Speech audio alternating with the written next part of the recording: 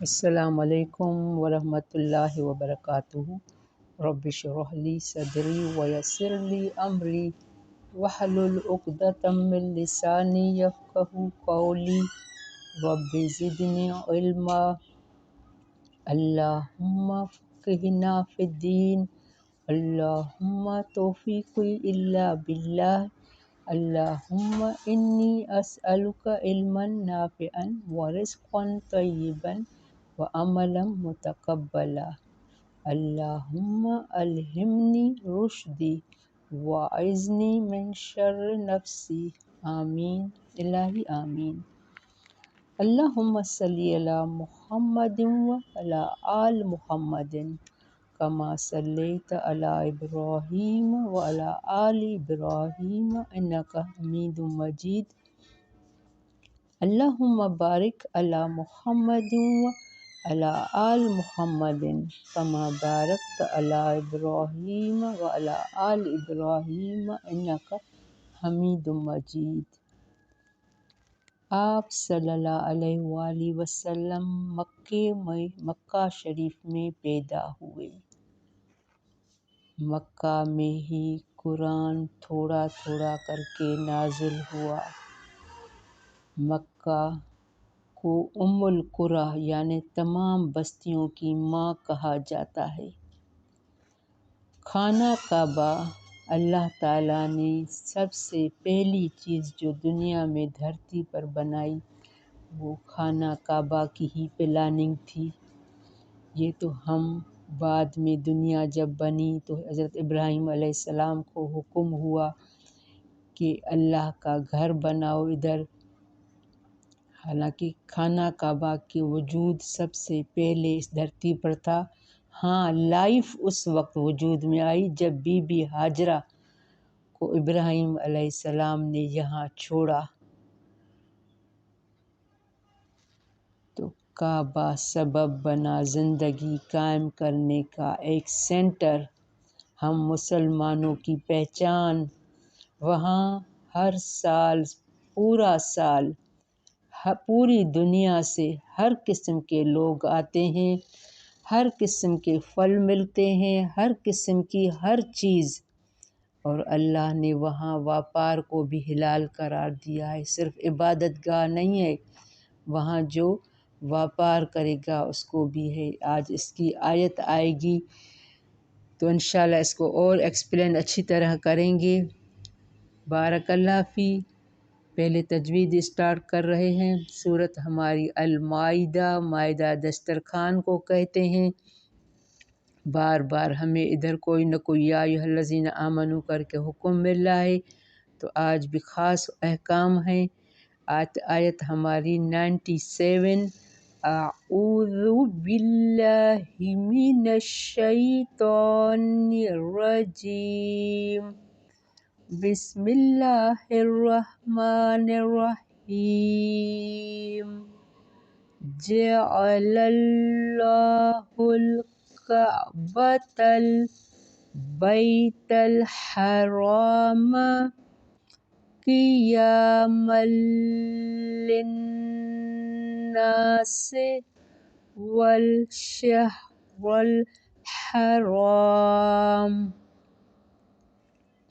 والشہر الحرام والہدی والقلائد، ذلک لتعلموا ان اللہ یعلم ما فی السماوات وما فی الارض وَأَنَّ اللَّهَ بِكُلِّ شَيْءٍ عَلِيمٌ۔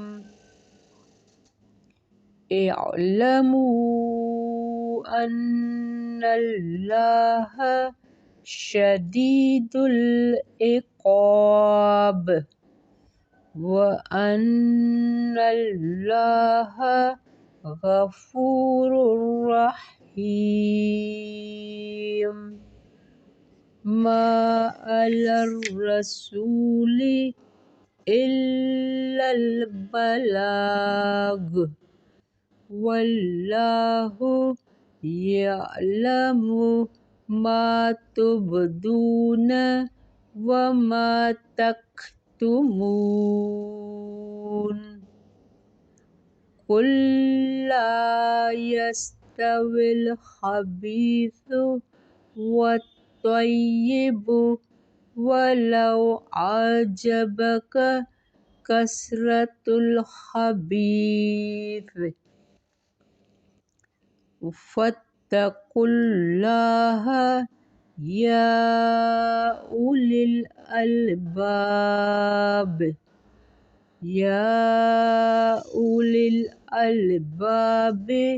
لعلكم تفلحون۔ بارک اللہ فی۔ ہم یہاں آیت نمبر 100 پر اسٹاپ کر رہے ہیں۔ خاص احکام ہے جعل اللہ الکعبۃ بیت الحرام، بنایا اللہ نے کعبہ کو گھر حرمت والا معنی پاک، تعظیم، احترام والا، پوری دنیا میں جو سب سے زیادہ پہچانا جانے والا امن کا گھر ہے وہ خانہ کعبہ ہے، مکہ مکرمہ ہے۔ وہاں کبھی کوئی چوری ڈکیتی کو کچھ بھی نہیں ہوتا، پورا امن کا امن ہے، یہ دنیا میں پہچانا جاتا ہے۔ تو اللہ کیا کر رہا ہے؟ بنایا اللہ نے، یہ اللہ نے بنایا ہے، اس کو جو عزت دی ہے وہ اللہ نے دی ہے۔ بنایا اللہ نے کعبہ کو بیت الحرام، گھر حرمت والا، یعنی سب پوری دنیا میں جو احترام اور تعظیم کا گھر ہے وہ خانہ کعبہ ہے۔ قیام للناس، قیام کا ذریعہ لوگوں کے لیے قیام کا ذریعہ ہے۔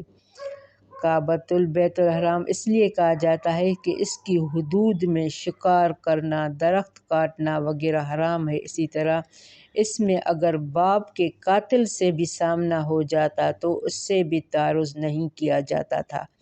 اس سے قیام للناس لوگوں کے قیام اور گزران کا باعث قرار دیا گیا ہے، جس کا مطلب ہے اس کے ذریعے سے اہل مکہ کا نظم و انصرام بھی صحیح ہے اور ان کی معاشی ضروریات کی فراہمی کا ذریعہ بھی ہے۔ اسی طرح حرمت والے مہینے آگے آئے، قیام للناس و شہر الحرام، اور ماہ حرام کو یعنی احترام اور تعظیم کے لحاظ سے سب سے زیادہ جو احترام ہے وہ مکہ شہر کا ہے۔ والہدی والقلائد، اور قربانی کو اور پٹے والے جانور، قربانی اور پٹے والے جانور وہ جو فی سبیل اللہ، قلائد یعنی اس کے گلے میں وہ ایک نشانی ہوتی تھی۔ اسی طرح حرمت والے جو مہینے وہ رجب، ذوالقعدہ، ذوالحج اور محرم ہیں، اور حرم میں جانے والے جانور ہدی اور قلائد بھی قیام للناس ہیں کہ تمام چیزوں سے بھی اہل مکہ کو مذکورہ فوائد حاصل ہوتے ہیں۔ تو یہ قیام للناس کا معنی ہے لوگوں کے قیام کا ذریعہ۔ جب خانہ کعبہ نہیں بنا تھا، وجود میں نہیں آیا تھا، تو کوئی انسانی جان، کوئی آبادی کچھ بھی نہیں تھی۔ پھر جب خانہ کعبہ بنا تو بی بی ہاجرہ نے وہاں اسماعیل علیہ السلام سے یہ آب زمزم نکلا، اس کی بھی بڑی ہسٹری ہے، سب کو پتہ ہے۔ تو وہاں زندگی کے آثار نمودار ہوئے، پھر اس کی پہچان ہوئی۔ تو اللہ نے یہاں یہ سب کچھ بتا کے ذالک لتعلموا ان اللہ، یہ اس لیے تاکہ تم جان لو، ان اللہ یعلم، بے شک اللہ وہ جانتا ہے، ما فی السماوات جو کچھ آسمانوں میں ہے، وما فی الارض اور جو کچھ زمین میں ہے، وان اللہ بکل شیء علیم، بے شک اللہ ہر چیز کو خوب جاننے والا ہے۔ انسان اور جگہ کے علاوہ اللہ نے جانوروں کو بھی احترام اور حرمت والا بنایا ہے۔ وہ کس طرح؟ جو قربانی کے لیے گلے میں پٹے والے جانور ہیں تو وہ بھی حرمت والے ہیں۔ اللہ تعالیٰ نے احکام جو یہاں بتائے ہیں، جو احترام بتایا ہے، وہ علم پر مبنی ہے۔ یہاں وَأَنَّ اللَّهَ عَلَىٰ كُلِّ شَيْءٍ علیم صفت آئی ہے، یعنی اللہ علم والا ہے۔ اللہ کی جو مشیت ہے، اللہ نے جو یہاں جو احترام رکھا ہے، خانہ کعبہ کو اتنی عزت دی ہے، یہ اللہ کے احکام علم پر مبتنی ہے۔ اللہ کو پتہ ہے کہ ہاں وہ آگے جا کر یہ شہر کتنا ترقی کرے گا۔